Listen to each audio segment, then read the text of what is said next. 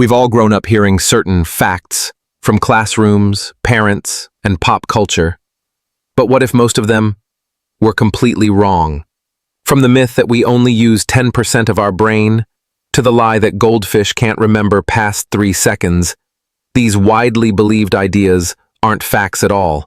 They're fiction we've been repeating for years without question. So if you're ready to shake off the fake science and stop passing down nonsense at family dinners, here are the most common myths people still believe, but absolutely shouldn't. 1. Your tongue has separate taste zones. Remember that colorful tongue diagram from school? Sweet at the tip, salty and sour on the sides, bitter way in the back? Well, it's completely wrong. This myth comes from a mistranslation of a 1901 German study by scientist David Hannig. In his original paper, Hannig measured slight sensitivity differences across the tongue, but when it was translated years later, someone turned slightly more sensitive in some areas into only sweet in the front, only bitter in the back. From there, the tongue map took off in textbooks and classrooms, and no one bothered to fact-check it for decades. But what does science say now? Modern research using electrophysiology and brain imaging has proven that all parts of your tongue can detect all 5 basic tastes: sweet, sour, salty, bitter umami, the savory, meaty taste. There are taste receptors scattered across your entire tongue, as well as on your soft palate, cheeks, and even your throat. Your brain doesn't care if the sweet signal comes from the tip or the side. It processes the full flavor experience as one whole. So why did this myth survive so long? Because it looks neat on a poster, because it's easy to teach to kids, and because once a lie is printed in 1,000 textbooks, people stop asking questions. But the next time you take a bite of cake or sip a bitter drink, know this: your entire tongue is in on it. Flavor isn't a map, it's a symphony, and your tongue is the full orchestra. 2. Sweating means you burned more fat. You finish a workout drenched in sweat and think, wow, I must have burned so much fat. Not exactly. Sweating and fat loss are not the same thing. Sweat is just your body's cooling system. When your internal temperature rises, whether from exercise, stress, or sitting in a hot room, your body releases sweat to regulate heat, not to signal fat burn. Let's break it down. You can sweat a lot without burning many calories. Example, sitting in a sauna, walking in the sun, or just being nervous. You can also burn a ton of calories without sweating.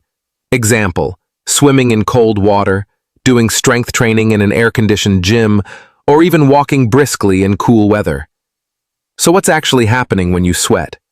You're losing water, not fat. That temporary weight drop you see after an intense session, it's mostly water weight, and you'll gain it back as soon as you rehydrate. Fat loss comes from one thing: burning more calories than you consume over time, not from how soaked your shirt gets. Why does this myth stick around? Because sweating feels like proof. It feels like effort. It looks dramatic. But in reality, it's just your body's air conditioning. So don't chase the drip. Chase consistency, proper nutrition, and real movement, not just puddles of sweat. Because sweat is not fat crying. It's just your body saying, it's getting hot in here. 3. Black cats are bad luck. You've probably heard it your whole life. Don't let a black cat cross your path. It's bad luck. But here's the truth. Black cats aren't unlucky. They're just misunderstood. This superstition dates back to medieval Europe, when black cats were unfairly associated with witches, the devil, and dark magic. During the Middle Ages, people believed that witches could transform into black cats, or that black cats were their demonic companions. If you were seen feeding or caring for one, you might have been accused of sorcery. Fast forward a few centuries, and those irrational fears turned into bad PR. Even today, some people still hesitate to adopt black cats because they think it's unlucky, especially around Halloween. But here's the kicker. In many cultures, black cats are actually considered symbols of good fortune. In Japan, a black cat crossing your path means good luck is coming. In Scotland, a black cat appearing on your porch is a sign of wealth and prosperity. In ancient Egypt, black cats were worshipped and protected as sacred animals. So the idea that black cats are cursed, that's a Eurocentric myth, not a universal truth. And unfortunately, the damage lingers. Even today, black cats are less likely to be adopted from shelters.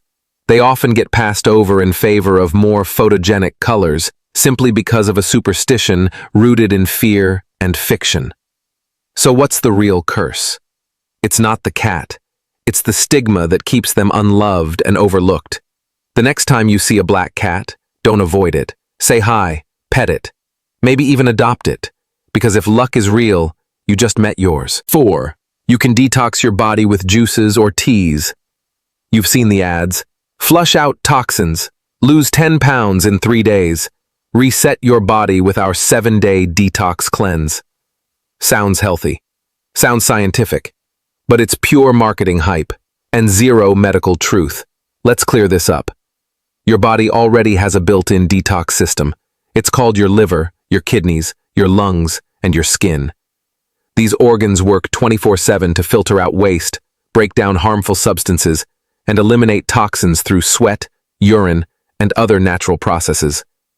No tea, juice, pill, or powder can supercharge this process. Why? Because if your organs weren't detoxing properly, you'd be in the hospital. Most detox products are designed to do one of 3 things. Dehydrate you, especially the teas. That flat tummy feeling? It's just water loss and frequent bathroom trips. Starve you. Juice cleanses drastically reduce calories, which causes short-term weight loss and often muscle loss too. Sell you a fantasy that there's a shortcut to undoing weeks of poor eating or bad habits. And the word toxin. They never name which ones you're supposedly removing. Why? Because there's no actual toxin being flushed. It's just a vague, scary word they use to sell products. In reality, detox plans often weaken your metabolism, mess with your digestion, and leave you more tired than energized. Want to truly support your body's detox system? Eat real food. Stay hydrated. Get quality sleep. Move your body. Limit alcohol and processed junk. That's it. That's the real cleanse. So the next time someone tries to sell you a $40 detox tea, remember, your body isn't clogged. Their marketing is. 5. Hair and fingernails keep growing after death. This one sounds like something straight out of a horror story. Even after you die, your hair and nails keep growing. Creepy? Yes. True? Absolutely not. Here's what's really happening, and why it looks that way. After death, your body starts to dehydrate. As moisture leaves the skin, the tissues begin to shrink and recede, especially around the fingers, toes, and face. This shrinking effect pulls the skin back, exposing more of the hair shafts and nail beds. So the hair and nails appear longer, but there's no actual growth happening. Why? Because hair and nail growth require energy, specifically cell division and protein synthesis. Once the body dies, blood stops circulating, oxygen is cut off, and cell activity comes to a halt. No oxygen equals no growth. Simple biology. The myth likely originated from observations during body preparation or in open casket funerals where morticians and family members noticed longer-looking nails or facial hair, especially on men. But again, it's just an illusion created by dehydration and skin shrinkage, not supernatural hair sprouting from the grave. So no, your dead body isn't secretly turning into a werewolf or growing a fresh manicure. What grows after death isn't hair or nails, it's myths like this one. 6. Sugar makes kids hyper. Every parent has said it, or heard it. Don't give them cake this late or they'll be bouncing off the walls. That candy turned him into a little monster. But here's the truth. There's no solid scientific evidence that sugar causes hyperactivity in children. None. Multiple double-blind, placebo-controlled studies, the gold standard of research, have tested this theory. In every case, kids were given sugar, or a sugar substitute, and their behavior was observed by researchers and parents. The result? No measurable difference in activity levels, focus, or behavior between kids who consumed sugar and those who didn't. So what is going on? The answer is simple: parental expectation and context. When kids eat sugar, it's usually during exciting events: birthdays, holidays, parties, weekends. The environment is already high energy, and when parents expect sugar to cause hyperactivity, they tend to notice and react more strongly to normal kid behavior. It's called the expectancy effect.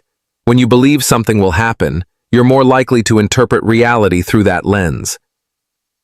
In one famous study, parents were told their children had been given a large dose of sugar, even though they hadn't. Those parents rated their kids as more hyper, more disruptive, and more difficult, simply because they believed sugar was to blame. Now, to be clear, this doesn't mean sugar is good. Too much added sugar is linked to obesity, mood swings, diabetes, poor sleep, and tooth decay. But hyperactivity?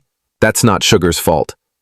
So next time a kid is running wild at a birthday party, don't blame the cake.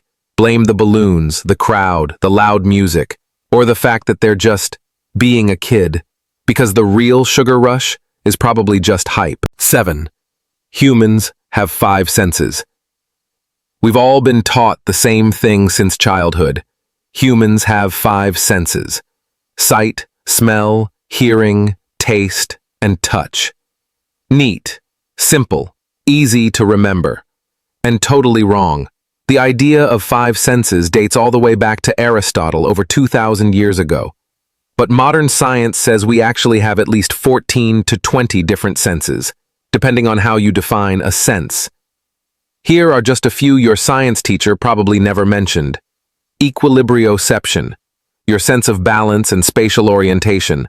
That's what keeps you from falling over when you close your eyes. Proprioception, your ability to know where your body parts are, even with your eyes closed. Raise your hand behind your head. You know where it is without looking. Thermoception, your sense of temperature, not just feeling hot or cold, but detecting changes around you. Nociception, your ability to feel pain. And yes, it's separate from touch. Chronoception, your internal sense of time. It's what lets you feel the difference between 5 minutes and 50. Interoception, your awareness of internal body states like hunger, thirst, or needing to pee.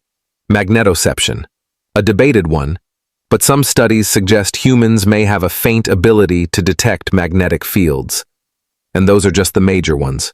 If you break things down further, like separating the senses of pressure, itch, vibration, acceleration, and body temperature, you could easily cross the 20-sense mark. So why do we still say 5? Because 5 is easy. It's symmetrical. It matches your fingers. It looks good in textbooks, but it leaves out the complexity and brilliance of the human body. In reality, your body is a highly sophisticated sensor array, constantly taking in information from your environment and your inner world. So the next time someone says, "Use your 5 senses," tell them, "I'm using at least 15. Catch up."